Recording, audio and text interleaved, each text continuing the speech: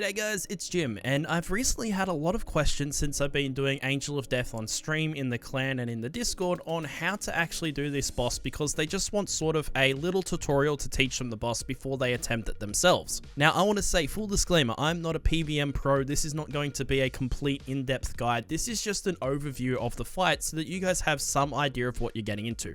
The requirements for this, make sure you have a checklist of all this to make sure you've got it all. So you've got 80 plus in combat stats, you've got a tier 80 weapon, you've got access to boosting potions such as overloads and prayer boost, you've got the dig site completed, and you've got access to normal necks. Then we've got some skill requirements. So if you don't know how to use these abilities and these skills, go and learn them before attempting this, because you're going to have a hard time if you don't know how to do it if that situation occurs for these abilities. So that's using freedom, debilitate, a resonance switch, and a damage rotation, because damage is key at this boss. On my channel, you will find a tutorial for all of those different abilities. So let's start at part 1, getting ready. So your preset should consist of something like this. Make sure that you have all of your weapons, all of your switches, but essentially you definitely want to make sure that you've got a restore potion, your stat boosting potion, and your tick food. Remember, tick eating is having a shark, a jelly, and a Sara brew all at the one time. Again, if you don't know how to do this, I do have a video on it in my PvM tips and tricks video.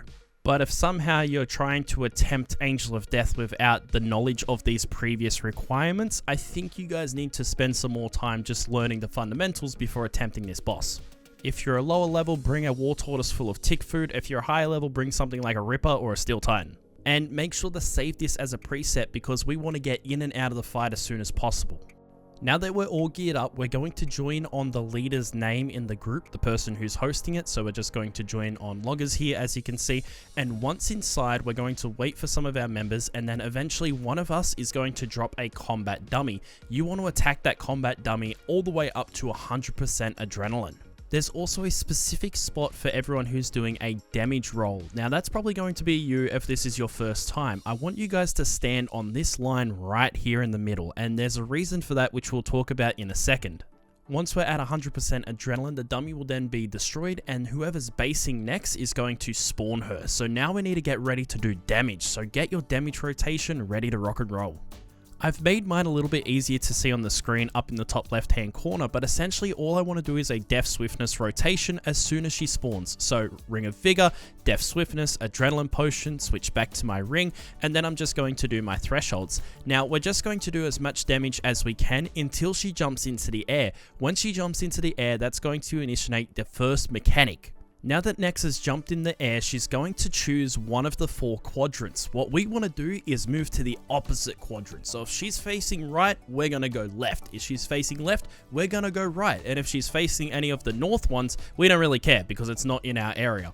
Now Nex has just landed and she's facing to the right, to the east. So we're going to run over here to the west. Now this is why we stand on that center line, so that we only have to move 2 tiles to the left or to the right. We're not running across the whole screen here. Now we're moving all to the left together, which is nice, and this is going to spawn the Blood Reaver. Now we need to kill this thing as fast as possible, because if it reaches Nex, it's going to heal Nex and we're going to have a very bad day. You can slow this down using any of your stuns or binds. Unfortunately, my group that I took today was a little bit new, so they didn't know this mechanic, which is fine, everyone has to learn as well. But essentially, please don't let those Reavers hit Nex, because it's going to heal Nex for a lot. Now the other reason we want to move off the center here, as you can see, when Nex jumps down, a huge ice spike comes out of the ground, and we want to avoid that at all costs, so don't get caught in the middle. After the Reaver's dead, you can move back to the center, but while that spike's there, you definitely want to move over to the left or to the right. If you get stuck on the side where Nex is facing, you're going to want to go through your defensive rotation. This is why I said you need to know how to use a resonance switch as well as devotion. So as soon as you get in Nex's area, you want to use resonance and devotion, because you're going to get hit for some huge hits. Make sure you've got plenty of food if you're stuck in that location. It won't last for too long, but it will be 3 big hits coming your way. As you can see in this footage here, Dank gets stuck in the wrong side, but he's going to switch to his shield, he's going to use resonance, and then he's going to tank those big hits that are coming through using debilitate as well. And there we go, that is the first of the major mechanics done. The next one is Amalgamation. So jump back into the center, do some more damage per second, and we're waiting for Nex to say a specific phrase. She's eventually going to say, "You will know the true meaning of pain." When she says this, they're going to be amalgamations that spawn, and if you stand near these things, they're going to hit you for 4,000 damage. So make sure you're standing in the center where we were the first time. So we've got the Reavers that are dead. We're just going to run back into the middle and start doing some more damage. Once again, we're looking for her to say the true meaning of pain. There's the Amalgamations, and we're going to start attacking the Amalgamations. Now make sure you kill these things before they go off, because they're going to buff next if we don't get these killed in time. Make sure you're using your thresholds on the Amalgamations to get them done nice and quick. When they're killed, you'll get the minion spawn. So the minions is the next mechanic. Now, if you guys are doing a damage roll, you don't have to do anything. Just stay in the middle and attack the minions in a certain order. If you are doing a minion tanking roll, you need to lure the minions across to the other side of Nex, as you're about to see me do. But if you do have a damage roll, stand in the center location and just attack specific minions that are called out. The first minion we want to kill is Umbra. Then we want to kill Glaciers, followed by Krua, and then Fumus last. So Umbra, Glaciers, Krua, Fumus, in that order.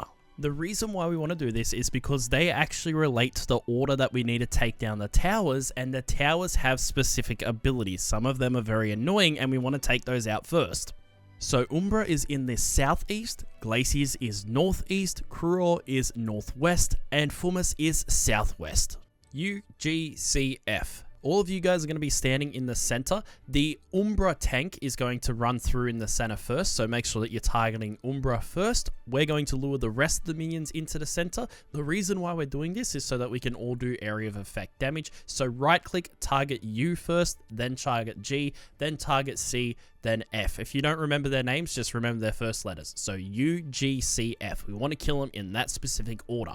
I know it's hard to see in the center here, but if you have a look at your chat, you'll actually see the order in which they die. It will come up in the world chat. So as I said, you guys don't need to move from the middle. Just focus on the minion that we're targeting. After all of the minions are dead, we all need to fight Nex. So target Nex again, and we're trying to get Nex down to 600 HP to begin the next phase of the fight. Now we're at part 7, the towers. This is where things are going to ramp up in difficulty quite a bit. And before we jump into this, I want to explain the towers and their special abilities.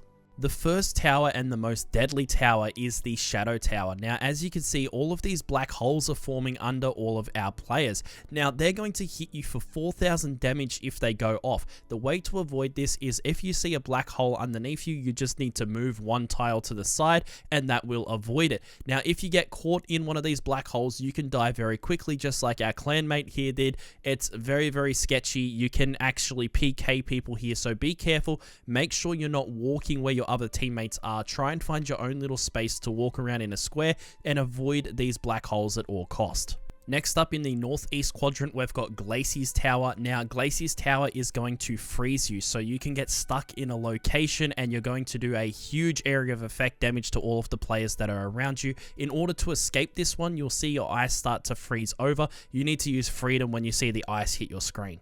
Then over in the northwest quadrant, we're going to have the Blood Tower. This is like Soul Split for Nex, so the longer this tower is in play, the more that Nex is going to heal. So the quicker we can get to this one and take it out, the less health she's going to have at the end. And then finally, we get to the Smoke Crystal, which is going to stop the virus effect. So you're just going to take this one out as fast as possible. And once the Smoke Tower is completely destroyed, we are then onto the final part of the fight, which is killing Nex. Because we're in such close proximity, she's going to do a lot of damage to us. So make sure that you've got good health, make sure that your prayer is up, make sure that you're praying magic, and basically just do your damage rotation the best that you can.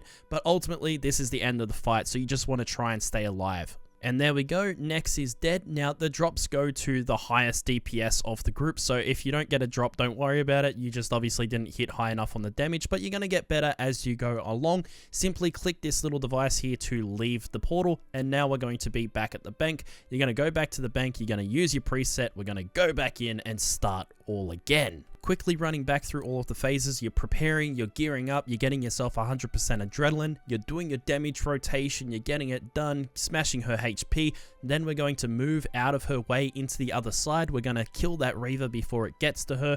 Now we're going to wait for the Amalgamations. We're going to stand in the middle again. We're going to wait for the Amalgamations and destroy them. Now the minions have spawned. We're going to lure the minions into the middle. We're going to kill them in a certain order. Now that the minions are dead, we're going to get her down to 600,000 HP. After she's at 600,000 HP, we're going to go to the towers. We're going to destroy the towers in the certain order. And then at the end of the game, we're just going to take that 600,000 HP, get rid of it as fast as possible, and that's the end of the fight. Now we're going to talk about some extra mechanics that happen during during the fight. I didn't want to overwhelm you while we're just explaining the basics of the fight, but there is some other things that go on in the fight that you need to be aware of. The first up is the bomb. Now, this is an instant kill mechanic. What will happen is a player will get chosen at random and you'll get this blue bar above your head. Now, the blue bar is slowly going to fill up. As soon as you get it, you need to run to the center of the map, and in the center is this blue circle. Stand in the blue circle and you'll defuse the first bomb, saving you from the instant kill. After that, you'll get a second blue bar, and you need to run to a location on the map that's not going to kill your teammates. So, try and go to the tower that they were previously at, because we're not obviously going to go back to that location. So, for example, if you have killed in the correct order of minions and your team is at Glaciers, go plant the bomb at Umbra. If they're at Kruro, go plant it at Glaciers. If they're at Fumus, go plant it in the middle, because we obviously don't need anywhere else in the map. Just don't put the bomb anywhere that your team needs to go. So always plant it behind where they've already been. Now, back at the minion phase, there's also another pool that's going to spawn. Now, this one works a little bit differently. This is going to do a huge amount of damage, but the more people in the pool when it goes off, the more the damage is going to be spread. But one person is able to tank it if they have the right gear. If a rectangle comes up saying that you've been marked, you want to run over to the corner so that you don't drop this dragon fire over here on your teammates. But there you go, guys. That is how to do Angel of Death. Again, thank you to everyone in the clan for asking this question. I'm so happy to see so many of you guys interested in doing more raids with us, and I hope this video helps you guys out. For everyone else who's not in the clan watching this video, hopefully you guys could find yourself a team and go and do this boss, because it's really, really fun. It can be done in teams of 7 all the way up to teams of 12, and we usually do splits. So the 700 mil drop, usually most of us will make around 50 mil each, which is awesome. But there you go, guys. That's been another video. My name is Jim, and I'll freaking see you later.